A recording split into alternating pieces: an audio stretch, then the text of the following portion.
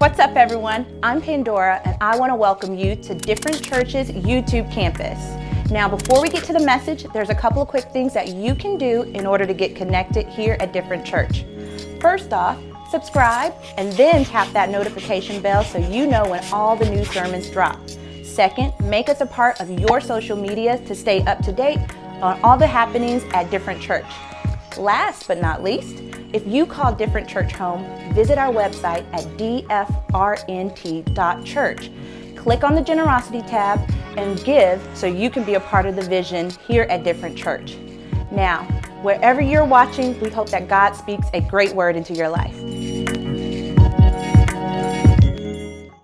It's no insult to have to acknowledge that even though we inhabit a culture soaked in romanticism, we have problems understanding love. Love means, above anything else, benevolence and gentleness towards what is failed, disgraced, broken, unappealing, angry, and foul in other people and in ourselves.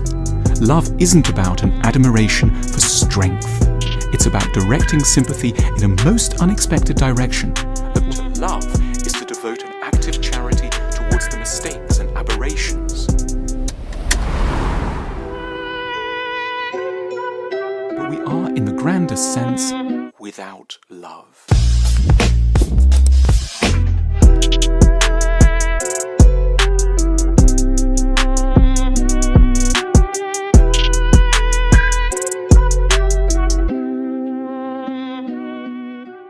Different Church, welcome. Hey, real quick, if you're part of our YouTube campus, I don't know how you got here, whether TikTok, Instagram, Twitter, Facebook, what else is there? MySpace, wasn't it Zynga or something? Wherever you're from, I don't know. I just pray that God does something huge in your life and everybody a part of the 615 location, man. I'm always honored. And our mission is super simple here, okay? We want to go somewhere different. We want to occupy new lanes. We want to do something different. So when we get there, we want to really make an impact just so we can reach somebody that doesn't look or sound or like or talk or do the things that I like. We want to reach somebody different. And so I don't know where you are, who you are, what's going on in your life. I just pray that, man, you would just begin to discover who you are. You're different, why God made you that way. Now, we start a new series. Listen, we start a new series called Real Love, because here's the thing. There's nothing more important in this world than love. But there's nothing more misunderstood in this world than love. I remember growing up, everybody wanted what would it be, like a Martin and Gina love, or a Ross and Rachel love, right? And then as I got older, everybody wanted a Jim and Pam love. And my wife talked about this couple called Chuck and Blair love, right? Everybody wanted this kind of love growing up. But as I grew up and I actually got into a relationship, I realized love is a lot more than a sitcom. Love is a lot more than 30 minutes on a screen. Love is a lot more than saying I do. There's a lot more than that. And discovering, you know what? How do I love? One, how do I love? And to really understand that, I have to understand who is love. How did God love me so that I can in turn love somebody else? Now, the phrase, what is love, is Googled 2 million times a month. So that means 24 million people every year ask, what is love? And I've asked that question too. Here's what I'll tell you. In middle school, every girl that said, hi, Tyler, in the hallway, I immediately started planning my future with them. I fell in love to every girl. I'm telling you, every girl that said, hi, Tyler, I immediately was like, okay, she's into me. I'm going to date her for a few years, and then we're going to get married, then we're going to have kids, then we're going to have a dog. Like, all of that. I had this weird, I was always craving love. Always. And we always are, but I think that the thing we crave versus what it actually is a little bit different. And I want to unpack and discover, how do I love? And before we can look at how, we have to look at who and what it actually is, the definition. Not just, man, I want Jim and Pam type love. Because here's what I'll tell you, my wife wishes I was Jim Halpert like every single day of my life. She wants that. But if you've ever been married before, it's more than that. It's so much more than that. So if you have a Bible, we turn to 1 Corinthians 13. And if you've ever been at a wedding or a vow renewal, this scripture is recited every wedding. Love is patient. Love is kind. It doesn't envy. It doesn't boast. And he goes, I even have it tattooed around this arm. The whole thing. But I don't know that I understand exactly what I have on my arm. I don't think my daughters understand love either. Because if you were to ask my daughters, hey, what does your dad love? You know what they would tell you?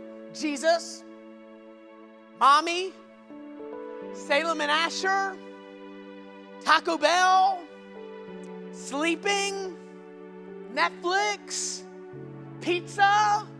I say I love a lot. But do I really though? Do I really? And 1 Corinthians 13 will really determine, do I know how to love? Now, before we can get into this, okay, so, because love isn't just my wife and I. Love isn't your relationship. Love isn't your dating.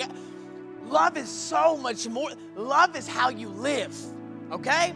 How you walk into your work, how you go to school, how you navigate your family, everything.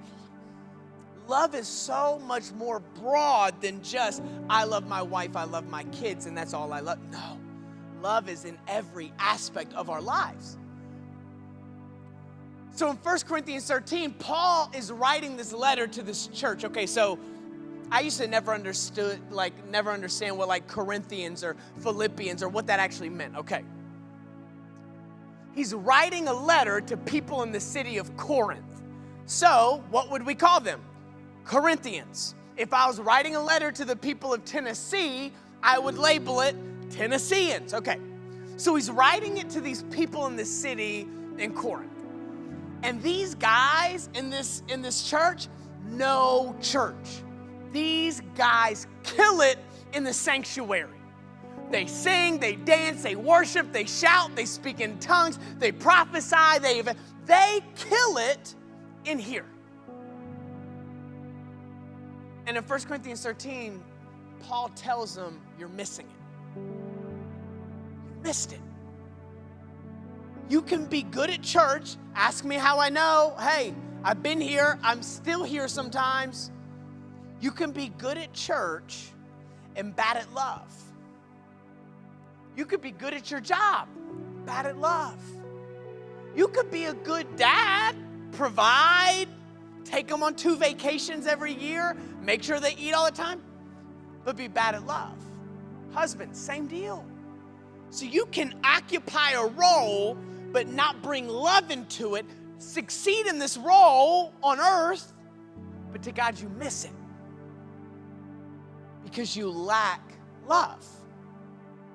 And that if this church, hear me, if this church can miss it, Tyler can miss it, you can miss it. And so I think that we have to really unpack what this dude's trying to write to this church, because I want to know, am I missing it? So 1 Corinthians 13 verse 4. You may have heard this before, I don't know. Love is patient and kind. Love is not jealous or boastful or proud or rude. It does not demand its own way. It is not irritable, and it keeps no record of being wrong. Verse 6. It does not rejoice about injustice, but rejoices whenever the truth wins out.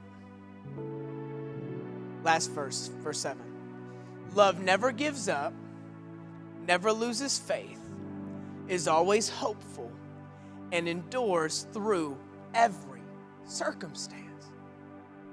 So he says, hey, I get that you have these gifts. I get that you have this money. I get that you're an awesome pop in church right now. I get all of that. But here's where you're missing it.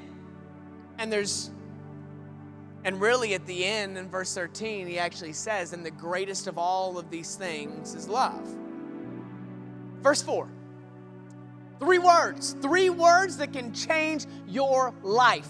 Love is patient. That's it. That's the message. That's the sermon. Love is patient. So if you ask yourself, do I love well? Am I a good lover? Do I love? Are you patient? Are you patient? Here's what I'll tell you. Tyler is not patient. No. I'm patient over things I like.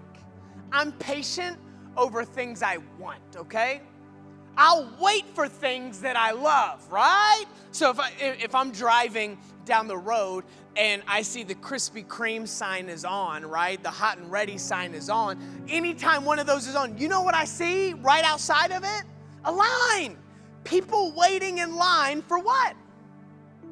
Something they love, something they want. So it's not hard to wait for something you want. It's not hard to be patient for things that you want or something that you love, is it? It's hard to be patient for things that you don't really like that much. Will you be patient and will you wait for the person that's just not getting it yet? You know, your niece or your nephew that you've been working with them, you've been trying, your son, your daughter, your mom, dad, whoever, co-workers. They're always on your nerves all the time. Are you patient with them? It's not hard to be patient. It's not hard to love and be patient with somebody. Whenever I wanted to date my wife, I sent her a message on Facebook. I think Facebook was the only social media out at the time. I sent her a message. I said, hey, do you want to go get ice cream with me? And she texted me back, no, I have a boyfriend. So I said, okay. If I didn't really like her that much, I wouldn't wait. But so the next day or something, I just messaged her again. Maybe something fell through with her boyfriend. So, hey, I've been waiting for a day. Something changed? You know what she responded with? No, I still have a boyfriend. All right, I'll wait a little bit longer. I'll be a little more patient. But it's easy. I think that's the hard part. It's easy to be patient over things that you desire, things that you want. Will I love? Will I be patient even though that person gets on my nerves? Because you know why I can be patient with somebody that doesn't get it? Because God has been patient with me when I don't get it. Because here's the thing. I think that we forget, one, we love to receive patience. We hate to give patience. Right? We love to receive grace. We hate to give grace. And we can oftentimes forget that we don't have it together. Okay? You do not have it together. Whatever you're trying, the thing that you're mad about with one person, someone else is mad about at you. They're mad at you for it. I think that we have to be really good at being patient. Anything that's listed the number one thing out of a list, remember it says patient, kind, doesn't envy. There's a list of things that love defines. Anytime there's a number one, I always think that's a little more important, right? Your grocery list, if eggs are at the top of the grocery list, do not forget egg. That is the number one thing that you need. I think that without patience, nothing else can really work. Because the most important thing that I've learned about time or love is it takes time. It takes time. You don't just fall in love overnight and you don't fall out, and you also don't fall out of love overnight. You don't. Patience, time. And the very first thing when Paul says, this is what love is. And really, this is what God is. Patient. God is patient. Real quick, I just want to say thank you to God for being patient with me. I miss it all the time. And because he's patient with me, because he's patient with you, now you in turn can be patient with others. You have to ask yourself, am I patient? And listen, only you can answer that. Don't ask yourself if you're patient with your kids, because you're patient with your kids. Don't ask if you're patient with your dog, you're patient with your husband, you're probably patient with him too. Are you patient with the person the family member that's been talking about you? Are you? And only you know the answer to that. Love is patient. And look at this, the next two words, and kind. You can be patient all day long, but if you're mean, get your face. Change your face, man. Like, change it. I think that God gave you the features you have, and somebody's gonna look at you and see the image of God. And when you look rude, and he even says it later on, it's not rude. When you've got that face, I'm not gonna say it, but you know what face I'm talking about. When you've got the face, it kind of defeats what's going on in here, because people see this before they see this, and that's the gateway. Hey, love is kind. Just be nice. Just serve somebody. Just say hello in the morning. And a lot of people can't get past that. I'll admit, right here, I'm not always kind. I make too many rude remarks sometimes. I roast people up a little bit too much. I say stuff I probably shouldn't say. Kind. Love is patient and kind. And look at this. Love is not jealous or boastful. And this one, or proud. And we can skip over the word proud or pride and like, okay, yeah, that means arrogant. Like, no, pride is the root of all sin, of all destruction. Like, pride is a bigger deal than we make it out to be. Love is not proud. Love is not arrogant. Love is not self-serving. Love is not conceited. All of those are definitions for proud. And whenever I really began to think about, okay, nobody loves me more than me. Nobody. Not one person on this planet looks out for Tyler more than Tyler looks out for Tyler. Same for you. And you've got to ask, do I love people when they can do nothing for me? When I cannot benefit at all from this?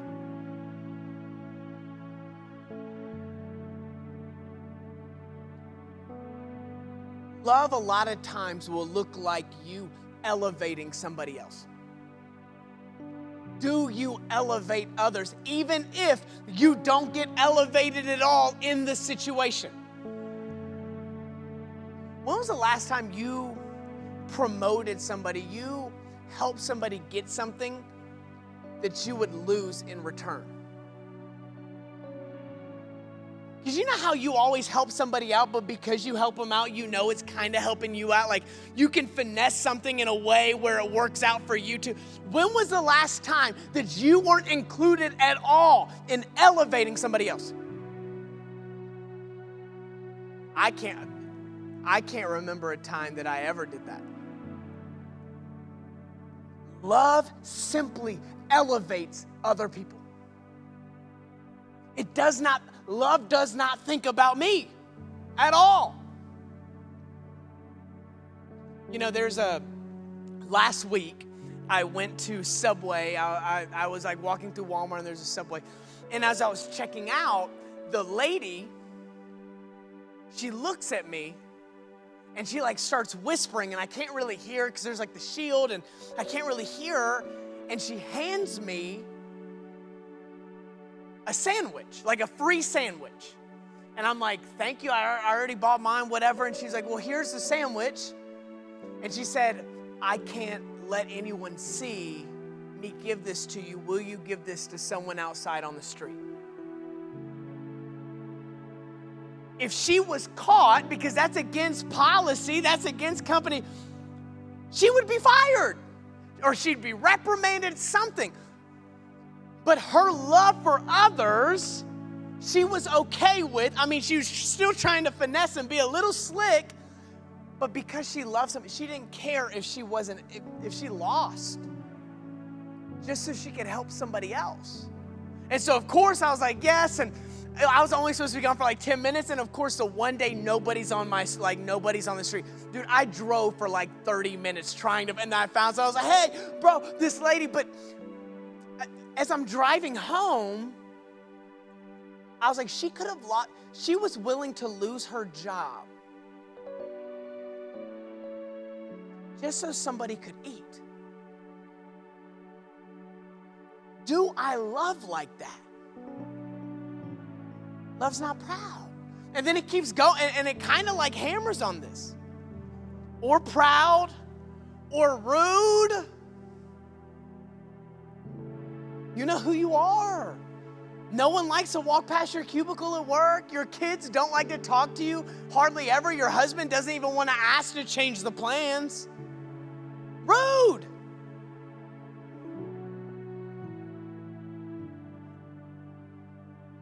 Love is not boastful or proud or rude. And look at this. It does not demand its own way. Me, I'm here. I need this. I'm doing it. Love doesn't demand its own way. My daughters are 7 and 5. They're discovering what love is because they're seeing their dad, they're seeing their mom, they're hearing these stories in the Bible. They're discovering, but I also know they're missing a key component. This one, demand its own way. Because here's what I'll tell you, if my girls are hungry, I've never been asked, Dad, are you hungry? Never. They are 7 and 5. They have never walked into a room and went, Dad, are you hungry?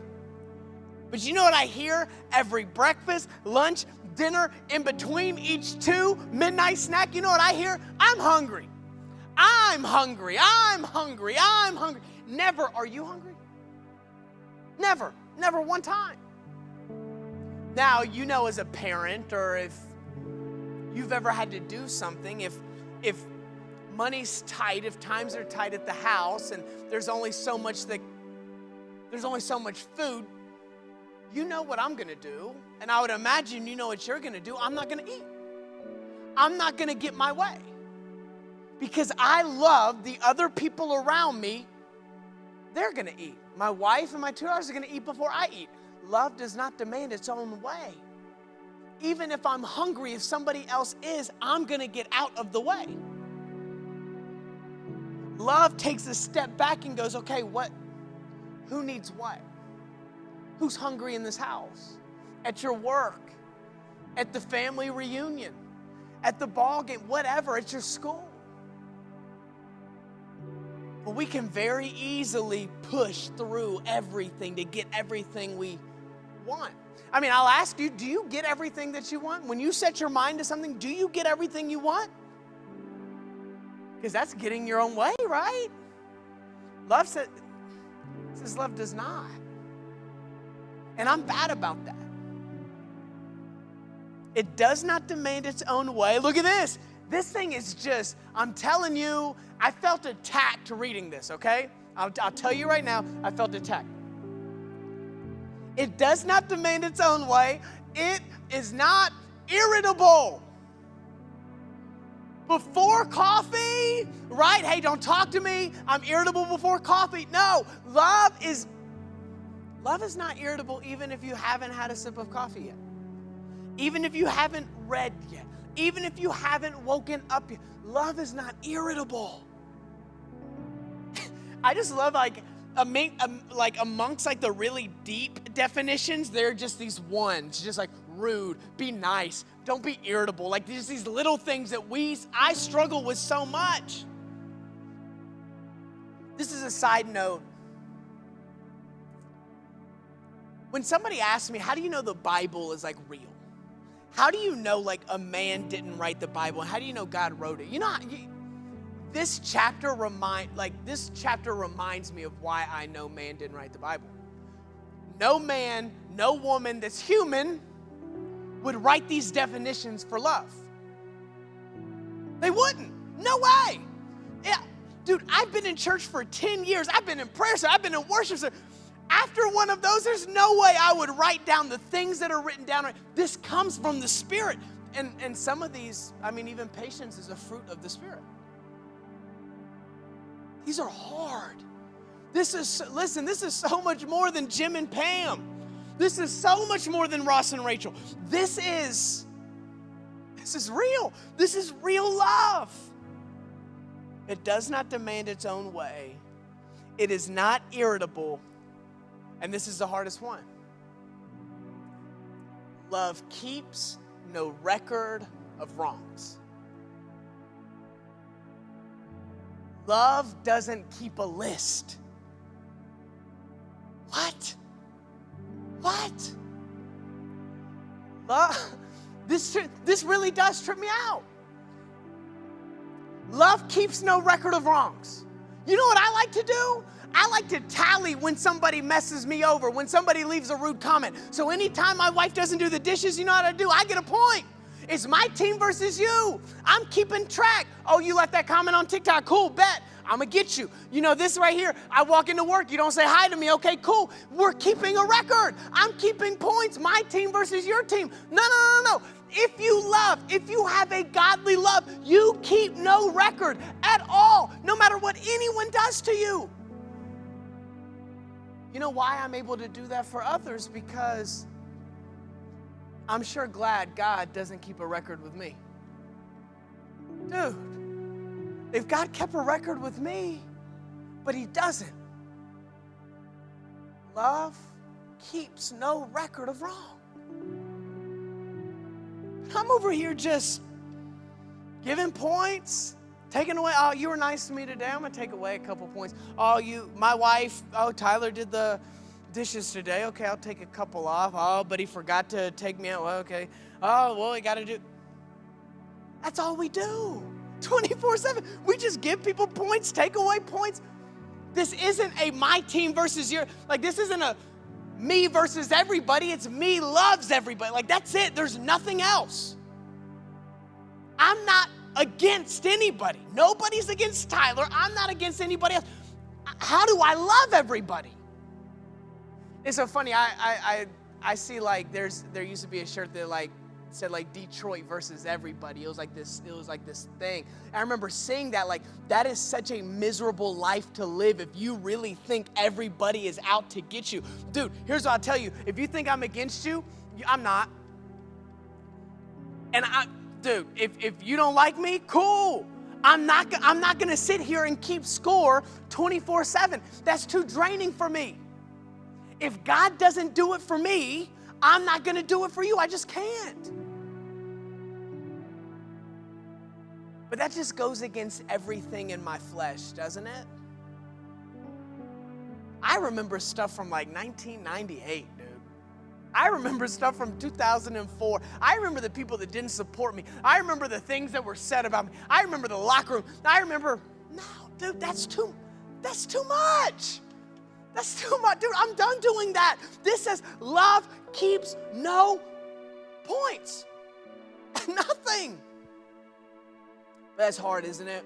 Wives, husbands, bosses, co-workers, whatever. That's hard, isn't it? They've hurt you. I'm not downplaying you getting hurt. I'm not downplaying what people said about you, the things that happened. I'm not downplaying that. But I am saying you've done that to God 1,000-fold. Yet for while you were still a sinner, Christ died for you.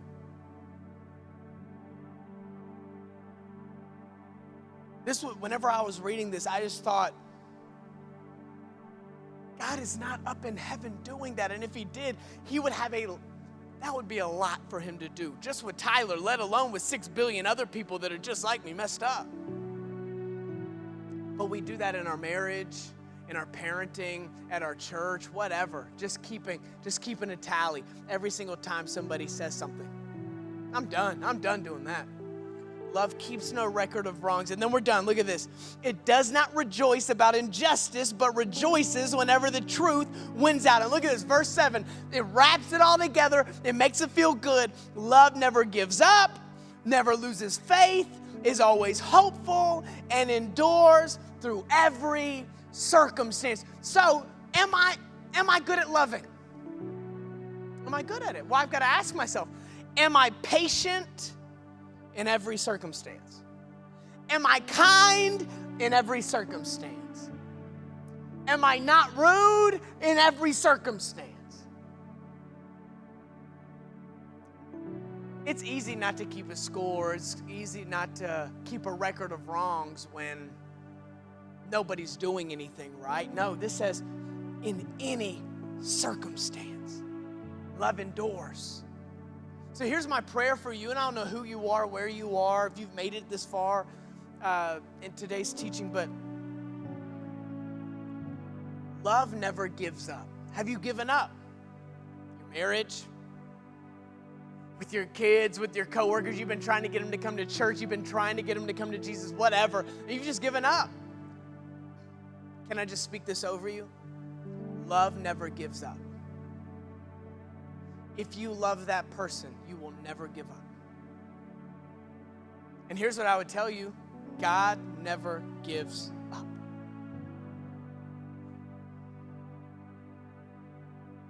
Have you lost faith? Love never gives up. Love never loses faith. You're going through it right now. Financially, relationally, whatever, and you're losing faith. Listen. When you love, God's given you a dream, a passion, a vision, and when you love it, you will not lose faith. God called you to it. Don't give up. Never loses faith. Always hopeful. Always, this is what I'm saying. There's no way a man wrote this. These aren't words, these aren't definitions that a human thinks of when they think of love. Love is always hopeful. Maybe you've lost hope. Hey, God hasn't lost hope in you. For while you were still a sinner, God had a hope that there was hope. So he sent Jesus. So he sent perfect love. And then the last thing, always hopeful and endures through every circumstance. Not endures in every good circumstance, not endures when you get the promotion, not endures when your marriage is good, endures in every circumstance. Every. Easier said than done, right? So here's my prayer. Wherever you are, you've lost faith, you've lost hope. Circumstance is really hard right now. Love. Love. Don't keep a record of wrong with that person. The ex. Yes, there may have been abuse. Yes, there may have been hurt. Yes, there may have been pain. Love. Love. God, we love you. We praise you. One, I thank you that you gave us this Bible for life. You gave us this book. You gave us your word. We don't need anything else. And you gave us the pure definition of what love is. God, I'm sorry when I've missed it. I'm sorry when I've failed. I'm sorry when I've messed up.